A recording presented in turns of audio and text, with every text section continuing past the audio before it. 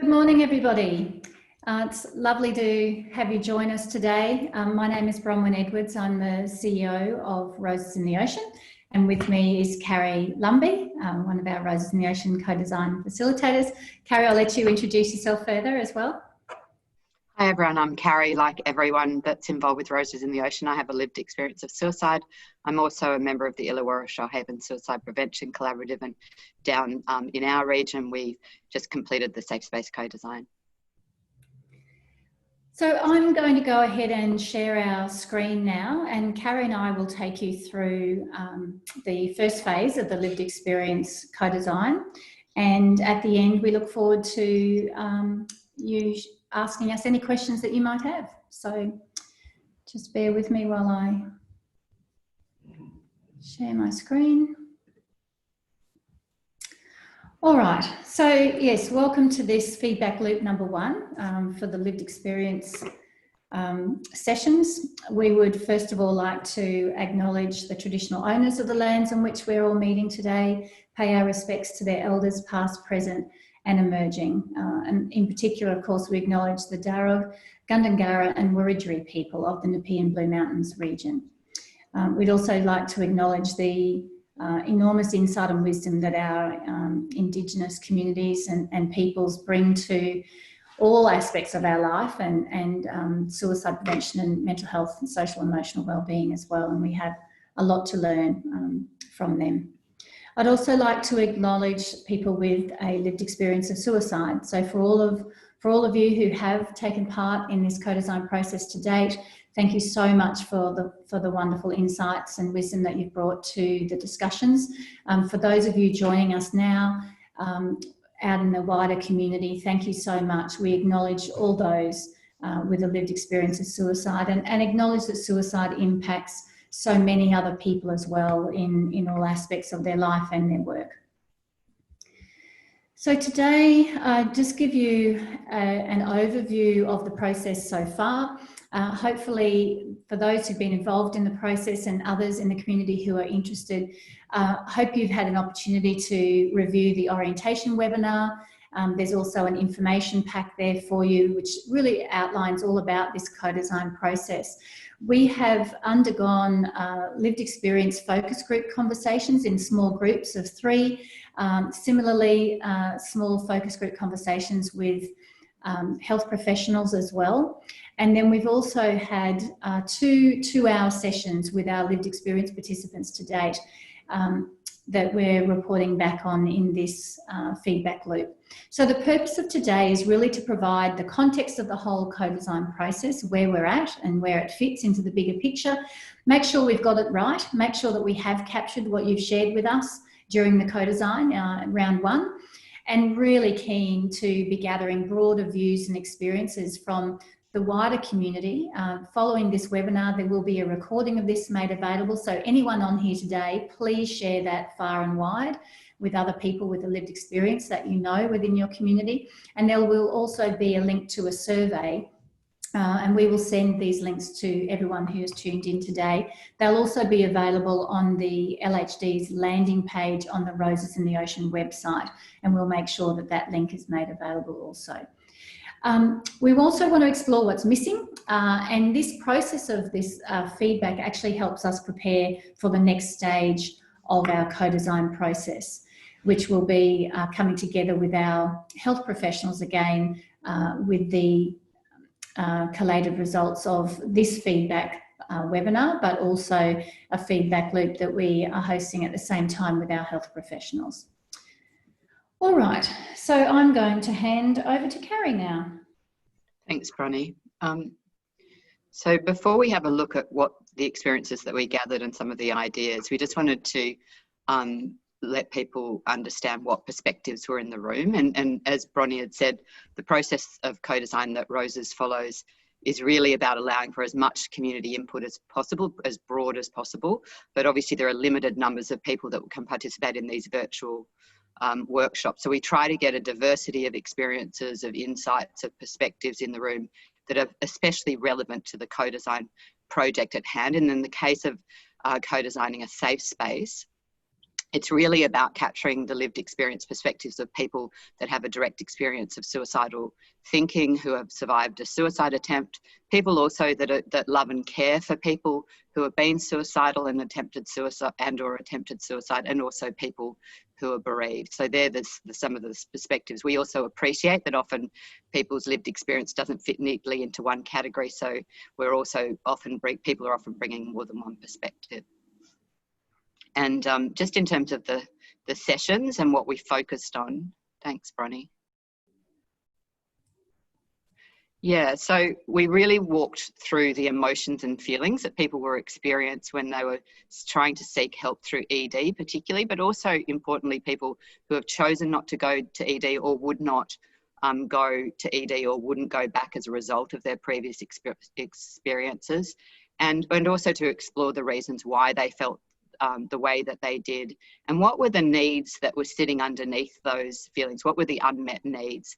And so the following slides that we'll take you through just highlights the key points of discussion at each sort of quite crucial touch point in the process of seeking help through the emergency department, through a traditional clinical system, finding, arrival and initial assessment, waiting, treatment and leaving. And you'll see that what emerges is some quite common, like strong common themes. And we've also got some quotes to sort of animate those themes, and we'll talk you through that now.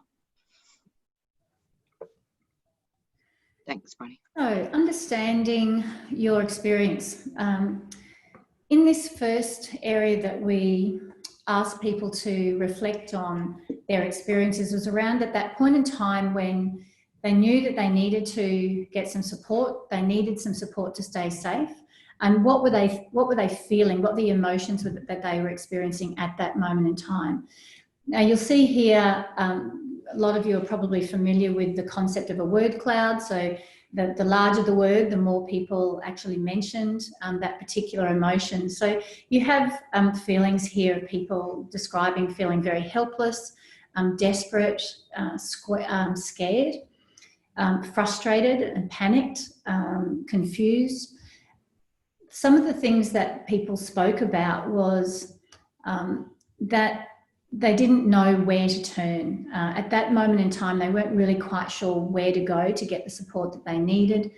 The less heard somebody was, the more chaotic the whole situation became. So that was in reference to somebody actually calling for some help.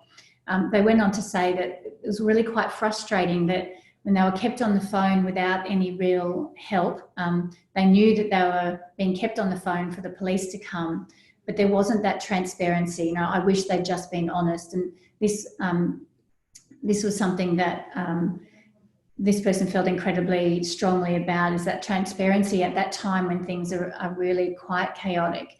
The transparency and honesty was really important. There was another person who'd had multiple experiences going to ED, and many of these occurred being taken in by police. And so a lot of their feelings and emotions that they had at that moment when they know they needed to reach out for help were influenced by those past experiences as well.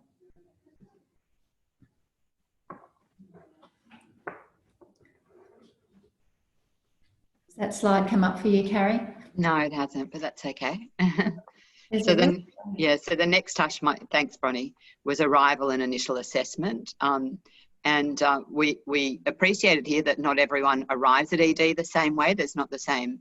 Some people will turn up voluntarily. Some people will be taken, as Bronnie had mentioned, there'll be a crisis response that will involve ambulance and sometimes police. And so we had people in the room that have had, as Bronnie had said, both voluntary and involuntary admissions through ED. And the overwhelming feeling that started to come up for people was frustration.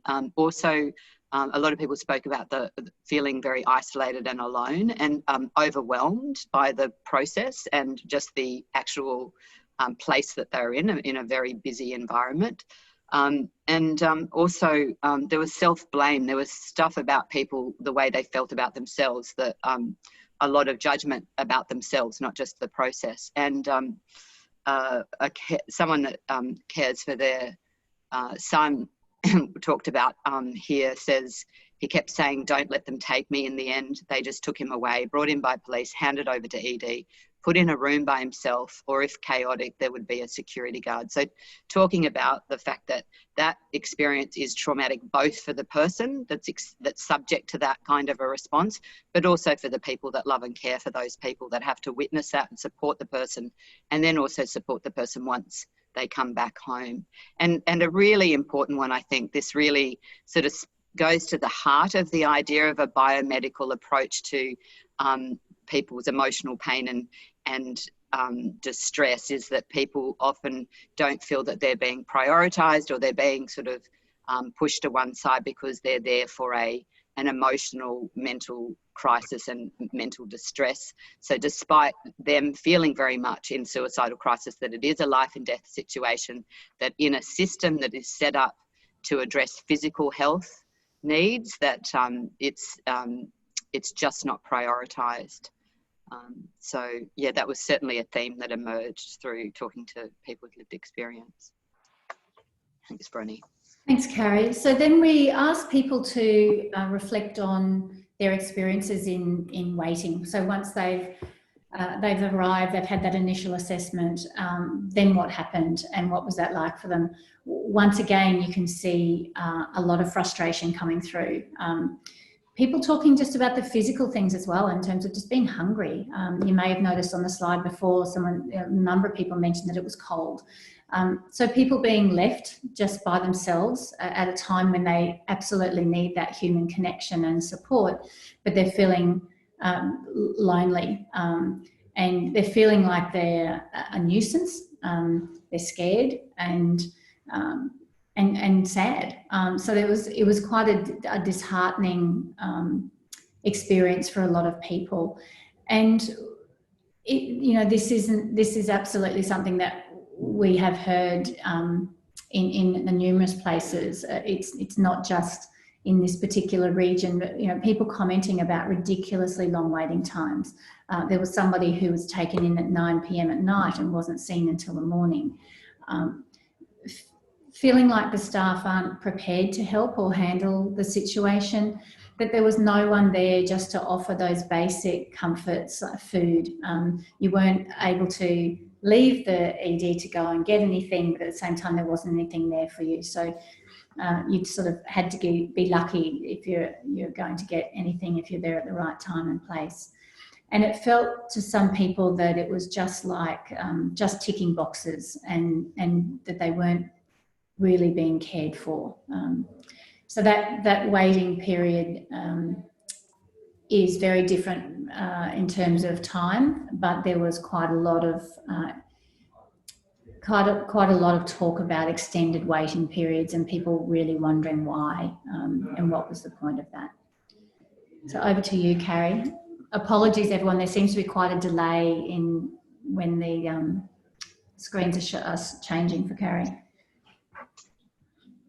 So then we looked at treatment, and this encompasses whether someone's treatment was in the ED, but also sometimes, of course, that some people's treatment is immediately through the ED to an inpatient setting, whether that's either a PEC or the inpatient ward.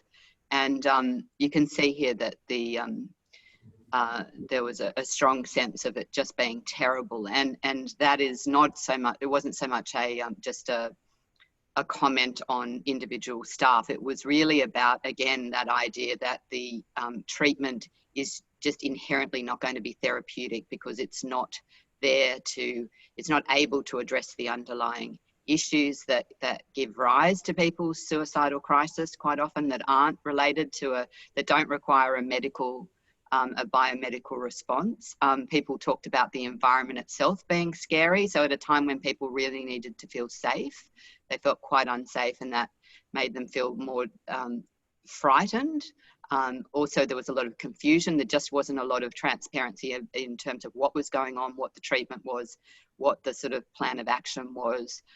Also, just the despair and feeling alone, particularly at a time when people feel at their most psychologically, socially, emotionally isolated often, to also feel very alone in that situation was really, really increased distress. People talked about that. And then the frustration, and also, again, feeling like a burden, as Bronnie has said. And I think the idea that the treatment just isn't therapeutic, it isn't appropriate to the presenting issues, is when someone says all they do is put you in there with no treatment but some tablets and try to sleep. When people who were saying they needed someone to talk to, they needed someone to take time and for them to be able to build a relationship with someone providing care, that really there isn't really more treatment. People talked about it feeling like just being in a kind of a holding cell, and that medication was the thing that was given to sort of fix their very human problems. Thanks, Bronnie.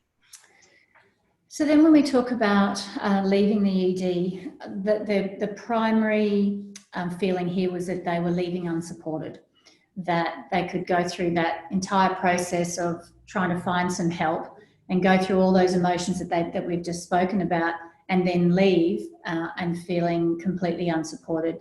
People were finding that very frustrating, an anticlimax. Someone was mentioning it. The fact that the whole process seemed pointless to them. So they'd been through all of that, that emotion and that experience, and they'd actually left without being any better off than they were when they arrived. So quite a lot of apprehension on leaving as well, like sort of now what? And that came from both people who'd experienced that suicidal crisis themselves and for carers also. Sort of now what?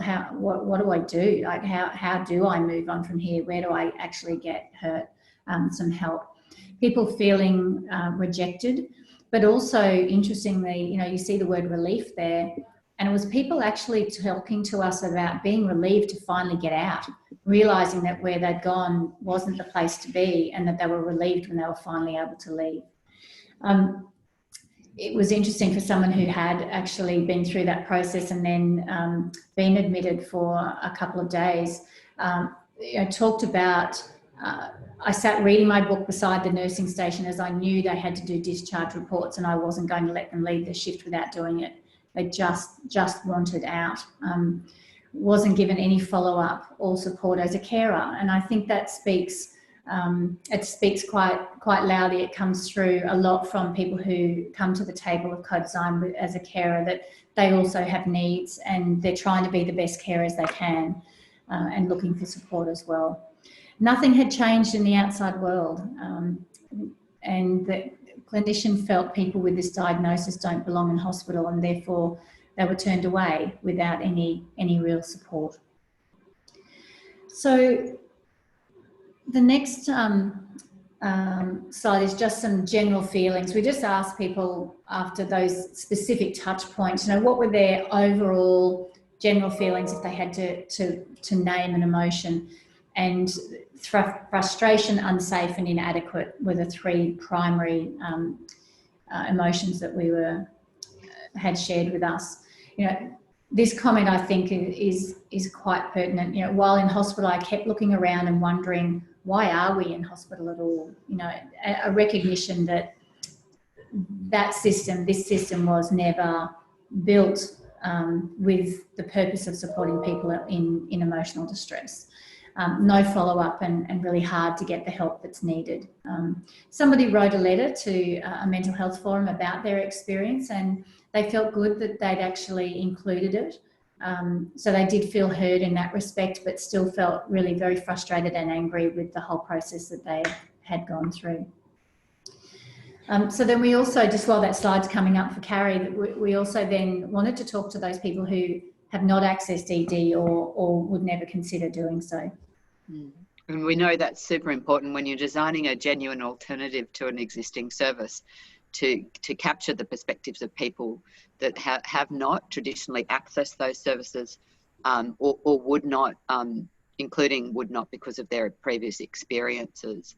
And there really was this sort of common theme about the fact that people were really kind of, as someone says here, just amazement that there is nothing there, that there's no service, either community-based or hospital-based, that really addresses this idea of people in suicidal crisis just needing someone to be able to, as another person says, wanting to go somewhere I could just sit and talk to someone, not through the phone. So, of course, recognising that there are private psychological services and also some public ones, but talking specifically about when someone's in a suicidal crisis, which is, people are telling us, is quite a specific kind of experience, and being able to talk openly about that.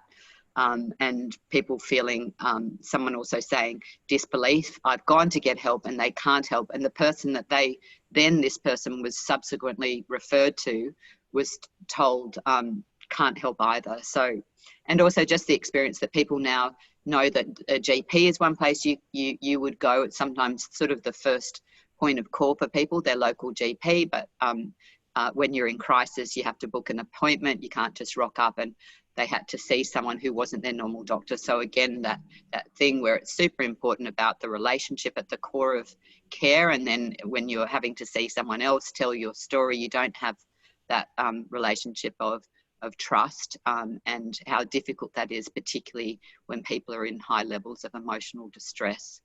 And then again, when people have seen a GP, this person said a regular GP prescribed antidepressants and some psychologists, but this came over time, over a week or two, and it's not addressing the fact that people are in crisis right now and are needing to see someone immediately.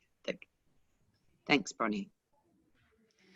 So then what we asked people to think about and brainstorm with each other was, given all of those emotions and feelings at all those different touch points, what were the needs that they had? And therefore, what needs would a safe space need to meet if those needs were going to be accommodated for? And so we worked in small groups and then in larger groups, and then they've been grouped into types of needs, I guess. So on the practical and physical side of things, people are wanting the safe space to be easy to access with no time limits. They're looking for a warm space, and for some who don't have a way to get home, just to help them get home. You know, people had spoken to us about being discharged from hospital at all sorts of times during the evening with no way home. People are suggesting, you know, it needs to be this homely space, not too bright, not too dark. So the actual way that the space is furnished is really important. Things like weighted blankets, fidget toys, sensory objects, you know, things that some people use to help them to calm and feel safe and secure are things that would be really helpful within the safe space. And practical things like someone to care for my pets. It's little things like that that just add that enormous anxiety to somebody who's already in distress. But if there's some way that the safe space, by great community connections potentially, could then be able to reassure that person that there's someone able to go around and just check on the pets and feed them if that's what's needed. Access to clean clothing if needed. And just the creature comforts, you know, the basics, the food, snacks, tea and coffee, scented oils, just to make you feel at home and relaxed. From a connection perspective, they spoke about really the safe space has to be able to create this feeling of safety, that there's someone there right at the door when you arrive, someone to sit and listen so that you're not feeling alone, welcoming, compassionate tone, you know, empathizing with you rather than pathologizing. And talking about it being, you know, letting people know that when they walk through that door, they're actually assured that, you know, you're in the right place. I'm in a good place and I'm the right place, and someone says, I'm really glad you came. Being seen as an individual who is important, and being able to connect with others and to normalise what they're experiencing, and not leaving it up to the person to follow up. That the safe space cares enough to check in a week or two later and just see how you're travelling. From an information perspective, people were saying that really there's this need for information to be provided to them and to other people who are caring. So whether that's a friend or a colleague, a loved one, a family member, or their GP, just someone who is part of their support structure, that information needs to be provided to them and to those people. Somebody to talk to their partner or children to explain what was going on, would be really, really helpful for some people. Very difficult to be able to articulate that potentially when you're in that space yourself at the time. Guidance and a plan for where to go and what to do next, and information for people who might suggest that I go there so that they know what I can expect. So just that transparency, being informed, having an understanding of what's going to happen next, and what are some of the options that are available to people. Just some other things that didn't fit, neatly into those boxes, but it was so important to capture. It's people wanting not to be questioned about why I'm there. I've turned up, and that means that this is where I need to be. Being provided with choices, and having privacy as a carer or a support person to be able to talk to a peer worker within the space, because obviously everybody brings different views and perceptions, and obviously that needs to be really balanced with the choice and making sure that the guest of the service who's in crisis is happy with that person to be there. So it needs to be handled really compassionately. So then I'm going to hand over to Carrie. We then sort of started to ask people to have a really good blue sky dream about, in co-designing their safe space, what would that be looking like? But in order to do that, we wanted them to first start to tap into what did they think potentially the draft values and principles of the service would be. Thanks, Bronnie. So yeah, we know it's super important for people with lived experience to start to sort of articulate these core values that really sort of underpin the safe space model as a quite an innovative non-clinical model. And some of these values were already, or quite similar set of values were generated through a co-design forum that the New South Wales Ministry of Health held last year. And I think that they're in the requirements documents that will be on the website on the landing page for this LHD. And it's interesting to look at them and compare the values that have been generated out of this local co-design process so far because of the similarity. So there was a big brainstorm. People came up with a big list of values, and then they were sort of boiled down to some of these core ones. And I think they may even be further refined to maybe a core group of, say, 3 to 6. So inclusive, non-judgmental, safe or safety, confidentiality, hope, that was a big one, empathy, respect, kindness, authenticity, and compassion, or a compassionate approach. And then we spent some time, and this is always a really interesting part of the co-design process of drafting principles. So often people talk about values. I think it's a very popular thing for people to be identifying values, often not then thinking about how do they cash out in terms of behaviours, but also importantly, what are the guiding principles that could be that are associated with those sort of working in that sort of values aligned way that the safe space needs to do.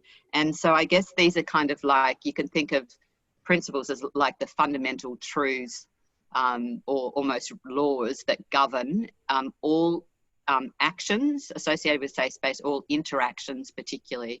And I thought they came up with some fantastic ones already that'll be further refined, but these are the draft principles. So one is, we will welcome and accept you with openness, kindness, empathy and compassion.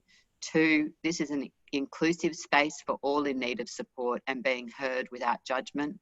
3, we believe you are the expert in your life and value your choices. 4, we recognise we are all learning together and strive to continuously improve how we support one another.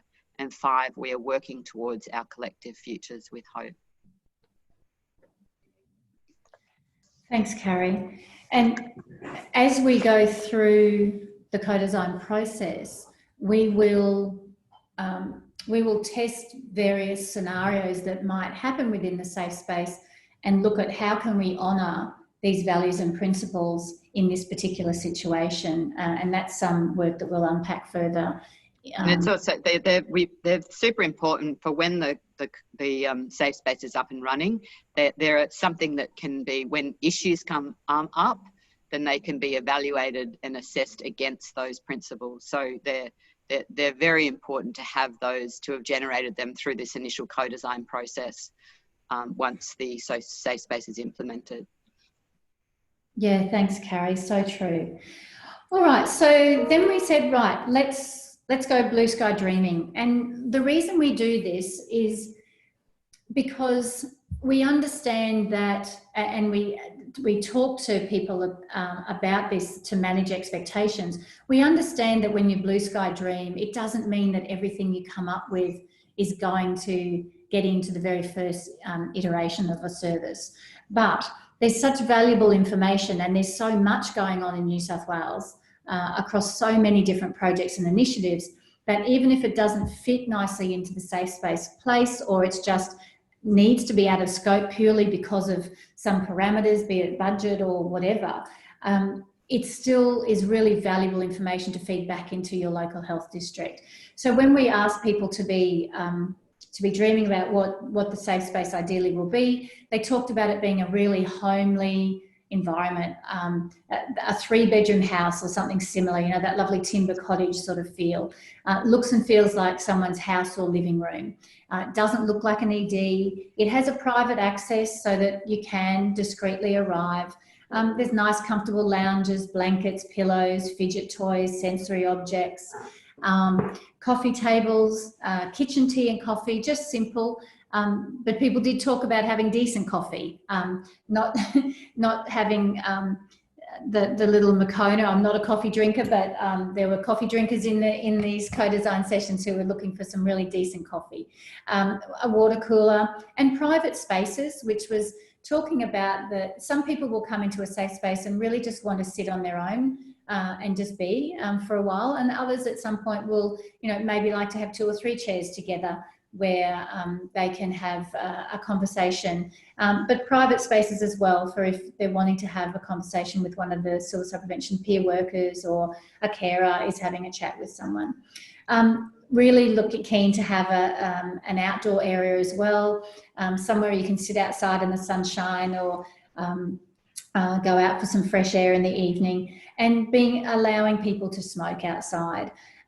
Being able to make choices in this safe space, a hotel suite style stay, like a guest, and be able to be by yourself if you just needed that private space whilst you're incredibly emotional. Just talking about it being a really pleasant place to be, you know, a great place to be able to go and spend a few hours if that's what you need to do to keep yourself safe. Activities that you can opt into by choice. A place to rest, such as a recliner or to lay down on, scented oils, privacy screens, plants, and not too bright or dark. So all of those things talking to the actual physical environment. So Carrie, there's the slide up for you now around staffing and hours and experience.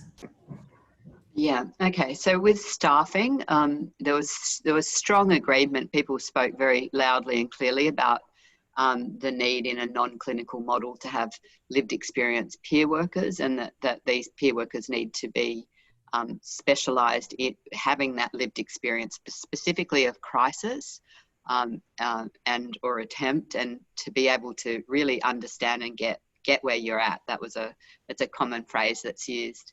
And to also that there was a need, people thought, to have that sort of one-to-one kind of support, so peer workers to guests, so that there was the ability for people to be able to take the time to have chats, to not be running around, I guess, to sort of pulled from different duties in order to just have a chat. So the most important thing, the core thing, was that peer workers were available on that one-on-one basis to guests as their primary purpose. And also that these peer workers should have relevant training. And so we spoke about the ministry's requirements that what are called SP peer workers will have specialist training and ongoing support for them. And then also in terms of hours, again, there was that recognition that emotional distress doesn't doesn't keep usual business hours, and so a safe space shouldn't either. So as much coverage as possible, recognising that there are going to be limitations in terms of funding, that even if it's ideal that something like this is open 24 hours a day, that's not realistic. And as Bronnie said, this is also the first iteration, so understanding that while that might be ideal at the moment, there was an emphasis on perhaps afternoon to midnight, so those times particularly outside of usual business hours. And then in terms of the experience, there was people really spoke about that idea that on arrival that people feel like they're welcomed and that they're in the right place. And someone says here, someone to welcome you upon arrival and say, I'm glad you came. So that sense. And then also very importantly, that people aren't overwhelmed with information. So there was discussions around a sort of a welcome pack that people could explore for themselves in their own time. So they don't want to be overwhelmed with providing information either. So there's a lot of recognition around the fact that people have often had to tell their story over and over again. They feel like they're just a source of information to collect data. So there was certainly a strong sense that they didn't want that in a safe space. The ability to connect with others, and that speaks to the way in which the environment is set up, and also again for recognising that there's a collaborative element to support, that there is someone to talk to, partner, family, friends, loved ones as well. And then again, this idea that there is a plan for where to go and what to do next. So that in collaboration with the guests, that people are able to explore what their needs and wants are. And again, the idea that there's some kind of warm follow-up in a week or two, so people feel that there's that continuity of care and that ongoing connection to the space. Thanks, Bronnie. Great, thank you. All right, so we are going to stop sharing and come back to screen in case there's any questions from anybody. Just before, you may like to just take note of that email address there, website address. It's rosesintheocean.com.au/Nepean Blue Mountains LHD. With dashes between all those words. That is where you will find the recording of this webinar and the survey as well, that we'd love you to complete yourselves and circulate far and wide. So I'll just stop sharing now and bring Carrie and I back and just see whether there's any questions coming through. And I'd really reinforce what Bronnie just said then to, I think it's super important to spread the word with these things, because this is the community safe space. It's not the Ministry of Health, it's not the health systems, it's the communities. And so it's important that we get as many community voices involved in the co-design process, because then you will have a safe space that actually meets the needs and wants of the local communities.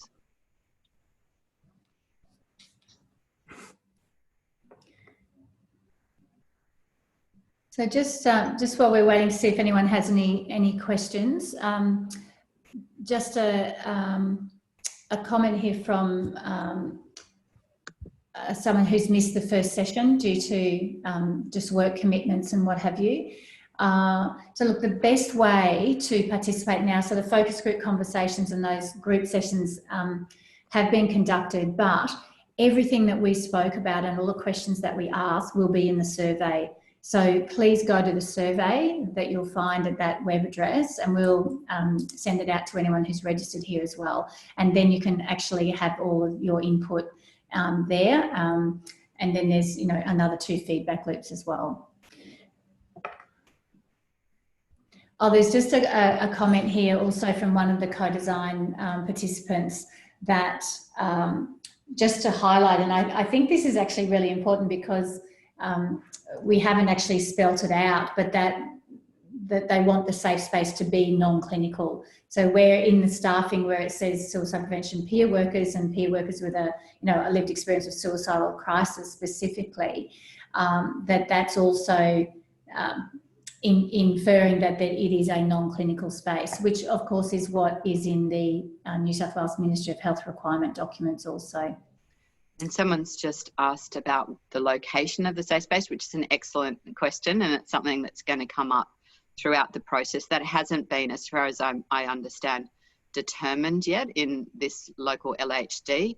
I think in terms of the location, there's often a thought in regions, there's the question of where in terms of the geographical location, because there are different levels of need, there's different levels of demand, and working that out. So that's something for the community to decide, but also there's the question of whether it is going to be located on or off hospital grounds. And there certainly has been an emphasis both by lived experience and health professionals that there is a preference for it to be off hospital grounds, or if on hospital grounds. And we speak about this, I think, in the webinar with the health professionals today, that it's that it recognises that it needs to be culturally safe and safe for people that may have had unhelpful experiences through ED in the past. So that's something that already, and health professionals are speaking loud and clear about that as well. So Bronnie, I'm not sure if you know any more information about location in this LHD, because I not at this stage. So we will definitely be asking that question and getting input from people through the co-design process to help the LHD determine where that is. But there's still discussions going on between a lot of the LHDs and the Ministry of Health with regards to where the safe spaces actually will be and how that will come about. So we'll keep you informed as much as we can through that process. So there's just a comment here as well from Caroline, that feeling the need to unpack the word safety, as this term could be understood differently by health professionals and those with a lived experience. Absolutely. And Caroline, can we ask you to make sure you do the survey and capture some of your thoughts in that, so that it's actually documented formally in the process, and then that's something that we can bring into further discussions throughout the process. That would be great. Okay. All right. Well, look, it looks like that is all that's coming through at the moment. Thank you all for joining us. And please, as Carrie and I both emphasised, please make sure that when the links to this recorded webinar are up, probably by this afternoon or early tomorrow morning, and the survey, that you please complete them yourselves. If you've got more things to contribute, that would be fantastic, and just send them out as much as you can throughout your community to get as much lived experience input into this particular part of the co-design. So from here, what happens is we're doing a similar webinar in about an hour's time with the health professionals, providing them with a summary of our conversations with them so far. Then all of that will be collated from all the surveys. The surveys will be open for a week. All of that information will be collated. We then meet with health professionals on their own for the first time as a group. We look at where the alignment and if there's any misalignment is, look at how it all fits within the requirement documents with the ministry. That then goes to another feedback loop, of which you will all be invited to participate in yet again. And then we come into a combined session with people with lived experience and with health professionals. Just a question from another person: who is the main point of contact for young people who are asking questions? We have a youth advisory committee who are very interested. All right, so if you could, I would think in the first instance, please connect them with this webinar recording and the survey. But by all means, reach out to myself. It's just Bronwen, BRONWEN, at rosesintheocean.com.au. And by all means, connect us so that we can make sure that they are aware of the process and can contribute. All right, everybody. Well, thank you so much for your time. We look forward to working with you all again very, very soon, and have a lovely day. Thanks a lot.